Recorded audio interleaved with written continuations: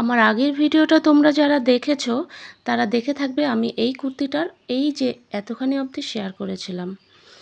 তো কুর্তিটা কিন্তু পুরোটা পেন্টিং কমপ্লিট, আর কমপ্লিট করার পর দেখো আমি পরেছি, পরে তো ভীষণ সুন্দর লাগছে, আমার ভালো লেগেছে। তোমাদের কেমন লাগছে জানি না, আমার ভীষণ ভালো লেগেছে। তো আজকে আমি পুরো পেন্টিংটা তোমাদের সাথে শেয়ার করব। তো চলো দেখে নিই। দেখো আমি যেখান থেকে শেষ করেছিলাম সেখান থেকে আবার শুরু করলাম পরবর্তী স্টেপগুলো। শ্রাবণ মাস, হরিয়ালি মাস, বাবা মহাদেবের মাস, তোমরা সবাই জানো। তাই আমি নিজের জন্য একটা গ্রিন কালারের ড্রেস তৈরি করব, সেটা ভাবছিলাম অনেক দিন ধরেই। তো লাইট গ্রিনটা খুঁজছিলাম, লাইট গ্রিনটা পেলাম না, তো এই ডিপ গ্রিনটাই পেলাম, এইটাই আমি নিয়ে নিলাম। আর এইটার ওপরেই পেন্টিং করছি। আর সরি, শুধু পেন্টিংই না, পুরো কুর্তিটাও আমি নিজে স্টিচ করেছি। তো বাবা মহাদেবের কৃপায় এই কুর্তিটা পেন্টিং করার পর, ড্রেসটা তৈরি করার পর, আমি কিন্তু সেম কালার সেম ডিজাইনের 10টা কুর্তি অর্ডার পেয়েছি। তোমরা যারা রোজ আমাকে জিজ্ঞেস করো যে কিভাবে বিজনেস স্টার্ট করব, তাদের জন্য বলছি, তোমরা এইভাবেই নিজেদের ড্রেসগুলো পেন্টিং করো, নিজেরা পরো, লোকজনের সাথে সেটা শেয়ার করো। যদি তোমাদের পেন্টিং কারো পছন্দ হয় অবশ্যই তারা তোমাদের কাছ থেকে নেবে। তো আমি তো এইভাবেই শুরু করেছি, আর তোমাদেরকে বারবার বলি, আগে নিজের জন্য তৈরি করো, নিজের ড্রেসগুলো পরো, লোকের সঙ্গে শেয়ার করো সেগুলো, তবেই কিন্তু তোমরাও অর্ডার পাবে। তো আমি দেখো পেন্টিংটা খুব ইজি প্রসেসে তোমাদেরকে দেখাচ্ছি, খুব সিম্পল প্রসেস, সিম্পল ডিজাইন। তোমরা কিন্তু যারা আর্ট করতে পারো না তারাও পারবে। আমি যেভাবে করছি সেটা শুধু একটু ফলো করো, তাহলে নিজেরাও কিন্তু এভাবে নিজেদের ড্রেসগুলো পেন্টিং করে নিতে পারবে। আর বাড়িতে বসেই কিন্তু বিজনেস তোমরা স্টার্ট করতে পারবে খুব কম খরচে। দেখো আমি কিন্তু মোটা একটা ফ্ল্যাট ব্রাশ দিয়ে পাপড়িগুলো করে নিলাম, আর একটা সরু তুলি দিয়ে, জিরো সাইজের সরু তুলি দিয়ে শেপটা দিয়ে দিচ্ছি শুধু হোয়াইট কালার দিয়েই। আমি এখানে বেশি কালার ইউজই করিনি, white colour, light green, yellow আর সামান্য ব্ল্যাক কালার নিয়েছি ফুলের মাঝখানে একটু বিটগুলো দেওয়ার জন্য। তো এই কয়টা কালার দিয়ে আমি পুরো পেন্টিংটা কমপ্লিট করে নিচ্ছি।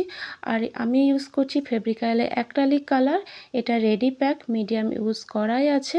আমি এখন মিডিয়াম ইউজ করছি না, প্রয়োজন হলে যখন রং গাঢ় হয়ে আসবে তখন মিডিয়াম ওয়ানটা ইউজ। এটা যেহেতু লং কুর্তি তাই আমি কিন্তু আগে স্টিচ করে নিয়েছি, কারণ দেখো যে কোমরের কাছে একটা জয়েন্ট পড়েছে, আর পেন্টিংটা যেহেতু জয়েন্টের ওপরেও পড়বে তাই আগে স্টিচ করে নিয়েছি। আর ভেতরে কিন্তু আমি একটা পিস বোর্ড দিয়েছি, ফ্রেমে আটকে কাজ করা সম্ভব হচ্ছে না, কারণ আমার অনেক বড় ফ্রেম আছে, কিন্তু সেটা শাড়ির জন্য, চুড়িদারের জন্য হচ্ছে না। তো সেই জন্য আমি এমনি নিচে একটা পিস বোর্ড দিয়েছি, পেছনে যাতে রং না লেগে যায়। কুর্তিটার ভেতরে পিস বোর্ডটা দিয়েছি, তার উপরে রেখেই কাজ করছি। ফ্রেমে আটকে কাজ করলে কিন্তু তাড়াতাড়ি কাজটা কমপ্লিট হয়ে যায়। তো যেহেতু ফ্রেমে আটকানো সম্ভব হচ্ছে না, সেই জন্যই আমি নিচে পিস বোর্ড দিয়েছি, তার উপরে পেন্টিংটা করছি। এটা নর্মাল কুর্তি হলে আমি আগে কাটিংটা করে নিতাম, তারপরে পেন্টিং করতাম, তারপরে স্টিচ করতাম। তো তোমরা যারা স্টিচ করতে পারো না তারা এরকম এক কালারের কুর্তি কিনতে পাবে, একটু খোঁজ করলে, একটু ঘুরে ঘুরে দোকানে খোঁজ করলে দেখবে পেয়ে যাবে। তো এরকম প্লেন কুর্তি কিনে এনে তার উপর পেন্টিং করে নিজেরা নিজের ড্রেসগুলো সুন্দর করে তৈরি করে নিতে পারো। তো আমার কাছে যদি তোমরা স্টিচিং ভিডিও, কাটিং ভিডিও দেখতে চাও তাহলে কমেন্ট করে জানিও, আমি তোমাদের সাথে শেয়ার করব আমার নিজের ড্রেসগুলো কিংবা আমার অর্ডারের ড্রেসগুলো আমি কিভাবে তৈরি করি।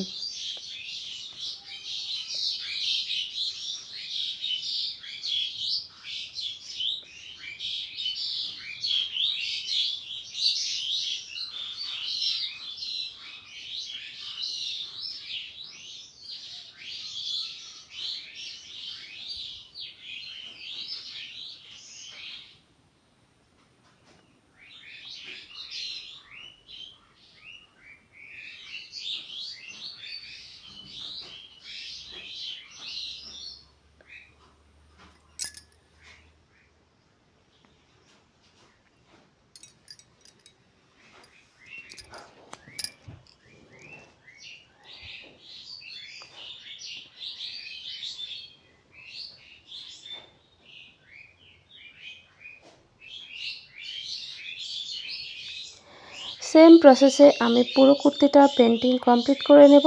তোমরা দেখতে থাকো আমার ভিডিও শেষ অবধি।